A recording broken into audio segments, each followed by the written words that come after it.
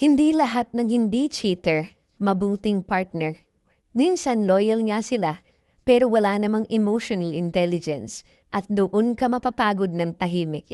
Hindi dahil may iba sila, kundi dahil hindi kanila kayang alagaan ng tama. Hindi sila marunong umintindi. Hindi marunong mag-validate ng feelings mo. Hindi marunong makinig. Yung tipong every time may mararamdaman ka, ikaw pa yung magmumukhang bali. Kapag nasaktan ka, sasabihin masyado ka lang sensitive. At kapag gusto mo naman ng clarity, ang sasabihin nag-overthink ka.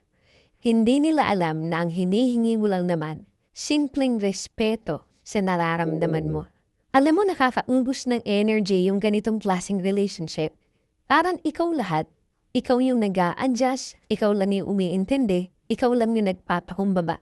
Pero sila, hindi nila kayang gawin yun para sa'yo kahit minsan. Kasi hindi sila emotionally aware. Hindi sila responsible at hindi sila marunong mag-handle ng relasyon na may totoong lalim. And here comes the worst part. Loyalty becomes their excuse. At least hindi ako cheater.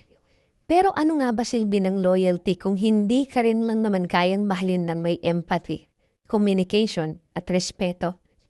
Loyal na walang emotional intelligence ay parang bahay na may matibay na pader pero walang bubong. Protected nga, pero hindi ka komportable, hindi ka safe at hindi ka masaya. Kaya minsan, hindi enough na hindi ka niloloko. Dapat marunong din silang kumonekta sa'yo. Dapat marunong silang makiramdam. Dapat marunong silang magmahal ng may malasake. Kasi sa bandang huli, hindi lang loyalty, fidelity ang sukatan ng pagmamahal, kundi kung paano kanila pinahahalagahan araw-araw, lalo na sa mga araw na mahina ka at kailangan mo sila.